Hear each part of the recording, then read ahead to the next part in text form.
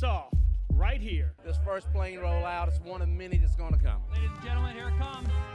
Your 787. It is literally the envy of the world when it comes to commercial aircraft. One person doesn't build an airplane. It takes all these thousands of people. From end to end, every function is checked, triple checked, to make sure the plane can fly with its own wings.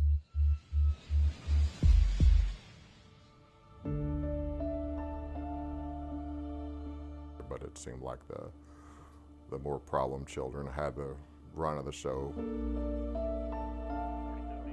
Every day, around 100,000 commercial flights crisscross the globe. Where Lion Air Flight 610 went down, the authorities have been bringing in relatives of some of the 189 passengers and crew. Safety is at the core of who we are at Boeing. There were warnings from inside Boeing. I've been a whistleblower my entire time at Boeing. It just didn't really get any ears until recently. This terrible air disaster that took place. I literally saw people jumping on the pieces of the airplane to get them to align. These are your employees, and they have said that they're not listened to, that they're retaliated against, that they're threatened. That's the reality of Boeing today. You were getting a bit of a reputation. Yeah, that was towards the end. They gave me the nickname of Showstopper.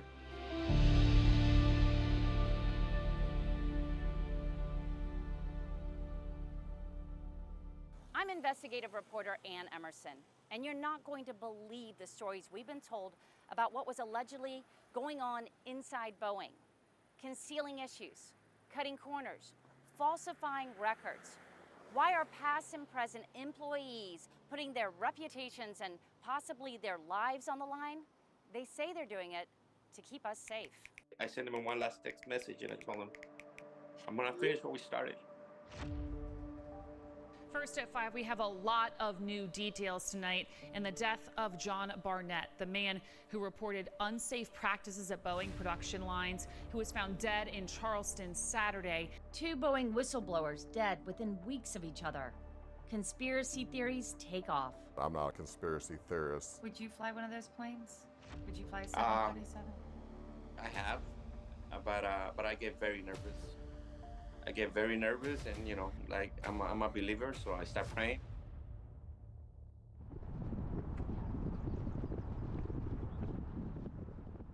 What is it about it that you love about flying? I just love airplanes. I like the way they operate. Roy Irvin started working at Boeing South Carolina on the 787 Dreamliner in 2009. I was the quality investigator, checking for any possible issues before the plane's first flight.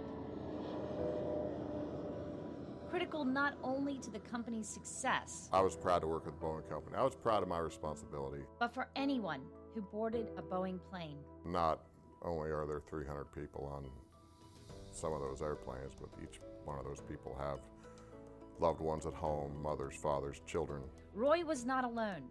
Boeing attracted plenty of top talent. Josh was an amazing man, very smart, and everything had to be proven to him with math and science. Who understood this profound responsibility. That's what's at stake. His life's at stake. The safety of the public is at stake. Boeing was founded in 1916 and for 85 years prided itself on its engineering prowess. Remember where you were on this day. Yet after its merger with aviation company McDonnell Douglas, Boeing moved headquarters from its aviation roots in the Pacific Northwest to the bustling commerce of the Windy City. That move signaled a change in motto and mentality. In a 2004 interview with the Chicago Tribune, Boeing's new CEO at the time, Harry Stonecipher, said, "When people say I changed the culture of Boeing, that was the intent.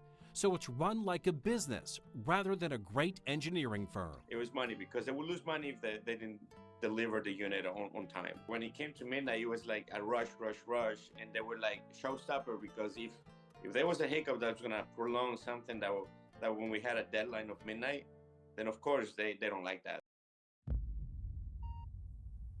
Early warnings would surface. Internal Boeing documents released, where its own employees mocked Boeing's commitment to safety and quality. The company's been infiltrated with that type of people, with that type of mentalities. you know, the bean counters, I like to call them pencil necks, you know, that just don't have the heart for the airplane.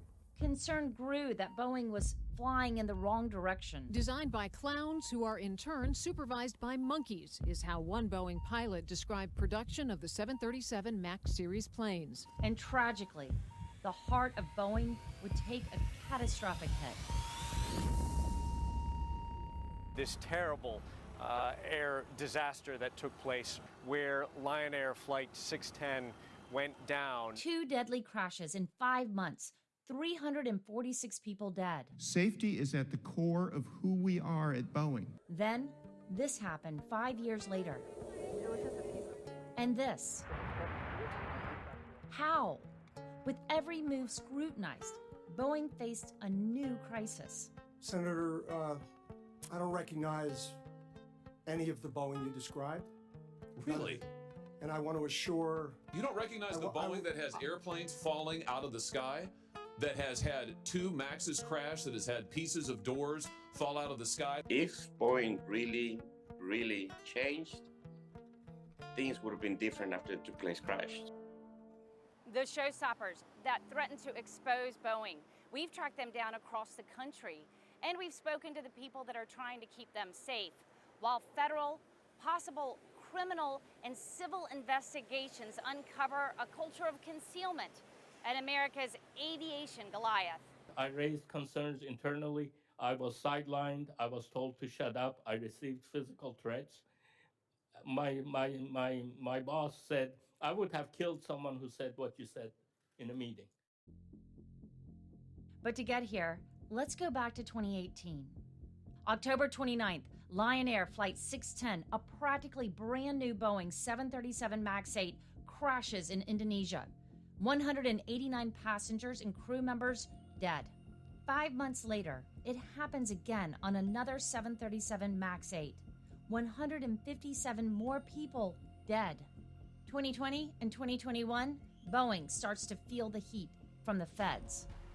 January 2024, an in-flight nightmare on a Boeing 737 MAX, more than 16,000 feet in the air. Are you telling us that even 2 months later, you still do not know who actually opened the door plug? That's correct, Senator. We don't know, and it's not for lack of trying. March 6, 2024, the NTSB says Boeing isn't cooperating. And a day later, the wheel falls off, literally. You're the problem. And I just hope to God that you don't destroy this company before it can be saved. Coming up, terrible timing for Boeing. The hospital called and said that Josh couldn't breathe on his own and they had him intubated. After whistleblowers wind up dead. I'm not sure if he's unconscious or asleep, but he has a firearm in his hand.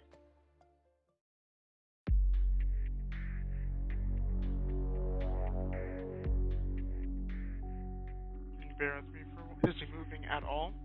No. John Barnett worked for Boeing for 32 years, half of which he spent as a quality manager, and 7 of the years at Boeing, South Carolina.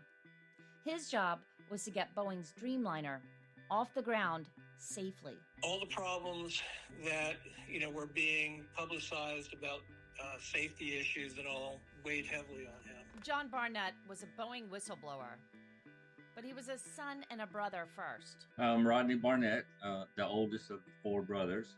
John is our baby brother. John found his wings in aviation, first building space shuttles, and later at Boeing. He loved it. I transferred to Charleston in 2010 to help set up the plant here and get it rolling. After John left Boeing, South Carolina in 2017, he moved back to Louisiana to help his mom, his brothers, be with family.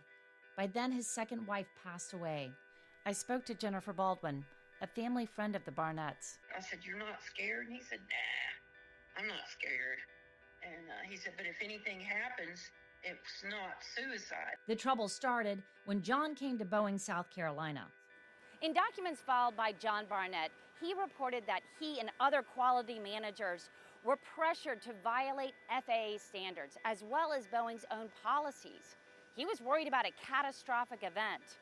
Problems included inspections not being performed, defective parts, wiring hazards. He put his concerns in an ethics complaint, and for that, he says Boeing retaliated against him. He had thousands of documents demonstrating his complaints and demonstrating the retaliation against him, where they subjected him to a hostile work environment. We reached out to Boeing about the complaint Barnett filed against the company as part of his lawsuit. The company sent this statement.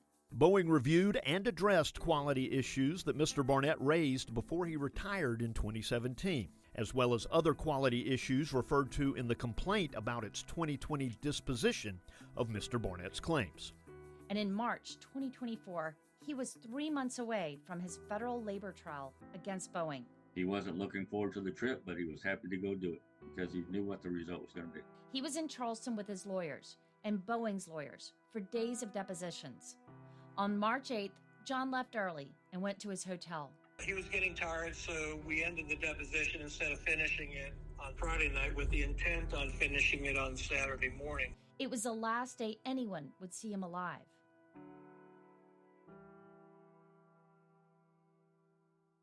Hotel surveillance video captured John Barnett leaving the Holiday Inn here in Charleston at 8:37 p.m. At 8:45 p.m., the same video captures his truck going into this parking spot right here. Now, according to the police report, no one entered or exited that truck. But 14 hours later, John Barnett is found dead in the driver's seat of that truck. At the time, we could only believe what we were told. Then when he told me that was just hard to believe. From when my mother had talked to him and my second brother had talked to him, there was no indication from from what they were saying that he was in this state of mind. So it was just very hard for us to grasp that that would happen. Police initially said it was a self-inflicted gunshot wound. I couldn't believe it. He couldn't have done that. He loved his mom. He loved his brothers. He loved being around family. He loved doing things. He wasn't depressed or upset or worried. We reached out to Boeing after Barnett's death. They sent us a statement. We are saddened by Mr. Barnett's passing, and our thoughts are with his family and friends. The days and weeks went by with Charleston police digging through Barnett's life. The police concluded that John wrote this note and shot himself before finishing his depositions. The coroner agreed. He died by suicide. John was suffering from PTSD and anxiety. He went to the doctor and they told him that he was suffering from PTSD. What do you think happened? I think somebody didn't like what he had to say and wanted to shut him up. We're not going to let his death go in vain. Everything that John has brought up, all of his concerns, everything that he's been saying that they were taking shortcuts on, they've been proved out in the air. The Alaskan Airlines, they had the door plugged. That was one of his concerns. In the midst of the Barnett death investigation, another whistleblower in the headlines. Josh don't get sick, And that was the first time boy was ever in the hospital his whole life. Dennis Green was more than Josh Dean's stepfather. I was his mentor. I was his confidant. 45-year-old Josh Dean was exactly the type of person you would want to work on planes. He held degrees in medicine, biomolecular science, and engineering. Josh was an amazing man, very smart. Everything had to be proven to him with math and science. Josh worked for Spirit Aerosystems, a supplier of Boeing 737 MAX fuselage and the cockpit section of the 787. In October 2022, Josh noticed a problem of misdrilled holes, documenting the findings and telling colleagues. They said he wasn't doing his job, but they told him basically he was spending too much time on it. Josh was fired. But then, Spirit validated Josh's concerns. It released a statement that said, "We're aware of a quality issue involving elongated fastener holes on the aft pressure bulkhead on certain models of the 737 fuselage produced by Spirit Aerosystems." December 2023, Spirit shareholders sued the company, and Dean also filed a lawsuit against Spirit, saying the company retaliated against him. Josh was, like, first and foremost, he just wanted to, to clear his name. But, he wanted it. He did. He wanted Spirit accountable. Spirit strongly disagrees with the assertions made by plaintiffs in the amended complaint and intends to vigorously defend against the claims. A severe case of strep throat landed Josh in the hospital. That was when he was on the ECMO machine, the life support. That was what was keeping him alive. Josh died about 2 weeks later, on April 30th, 2024. Our thoughts are still very much with Josh Dean's family following their sudden loss. Yet just like John's loved ones, Josh's family had their doubts. Josh had the same routine. He was a creature of habit for sure. If anybody was trying to do something to you, it wouldn't be hard to do. 2 whistleblowers, more than 1,200 miles apart, dead within 2 months of each other. News spread fast, and there was a lot of interest.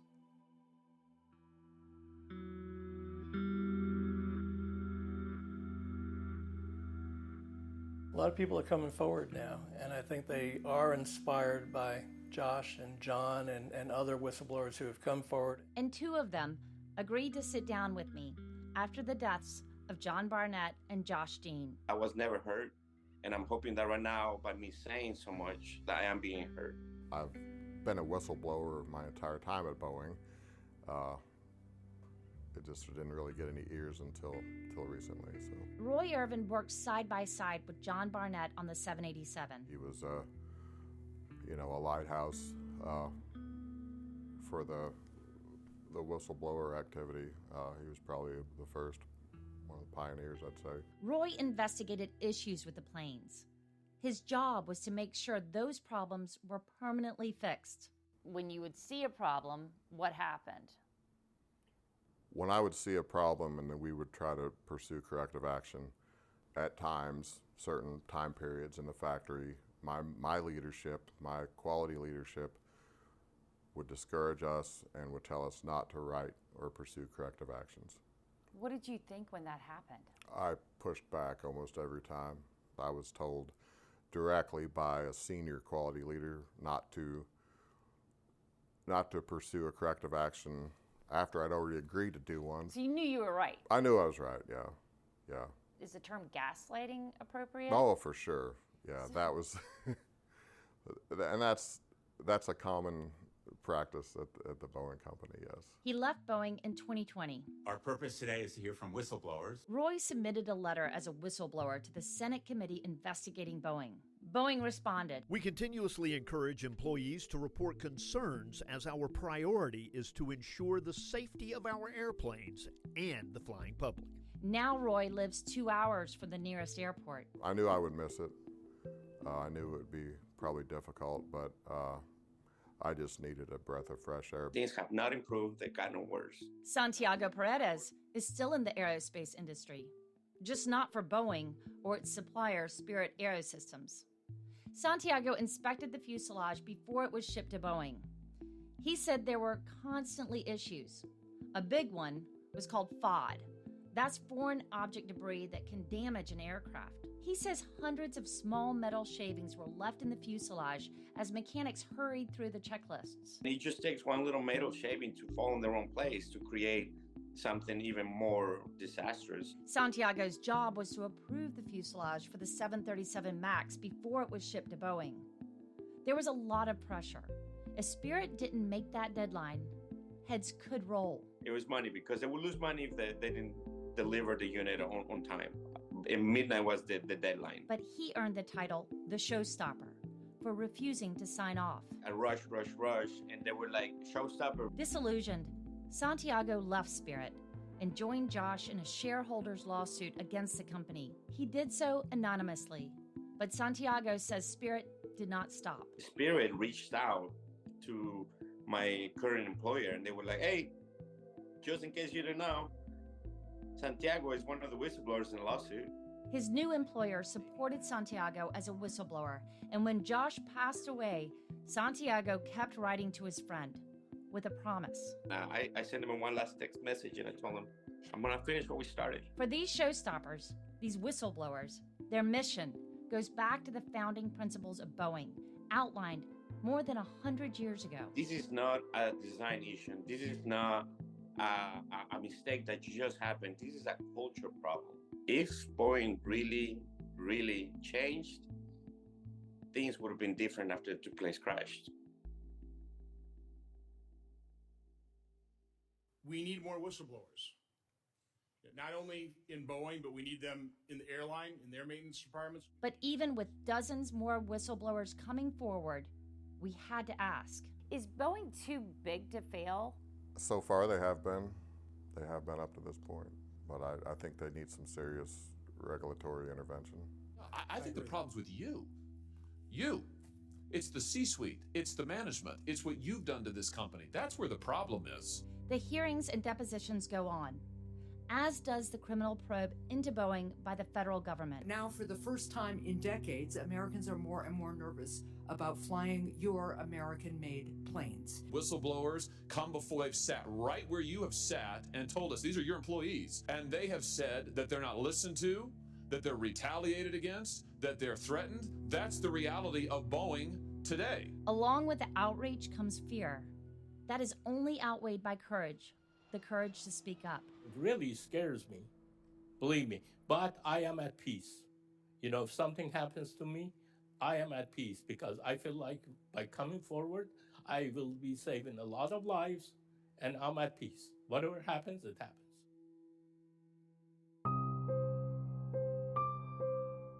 Since John Barnett's death in March 2024, we've reached out to Boeing for interviews. Each time, our requests have been denied. Mr. Calhoun, you may proceed. Thank you for inviting me to appear before you today. But Boeing CEO Dave Calhoun did talk to congressional leaders on June 18, 2024. I would like to apologize on behalf of all of our Boeing associates spread throughout the world. Boeing and Spirit Aerosystems have sent us statements about the deaths of John Barnett and Josh Dean, and about the allegations from the whistleblowers. Still, questions remain. As of this report, we're still waiting on the coroner's report and the autopsy in Josh Dean's death. The Justice Department is also deciding whether to criminally prosecute Boeing. Either way, lawmakers want Boeing held accountable. I think that the evidence is near overwhelming. Lawyers for the whistleblowers tell me that they have at least another 10 witnesses coming forward. You said you've listened to the whistleblowers. Have you directly spoken to any of the whistleblowers? I have not directly spoken to any of the whistleblowers. John Barnett's lawsuit is scheduled to go to trial February 10th, 2025. That's after mediation failed with Boeing. John's family will represent his estate. My team and I are digging into every angle of this story, from the investigation into the company to the whistleblowers to the fallout. This story is still up in the air.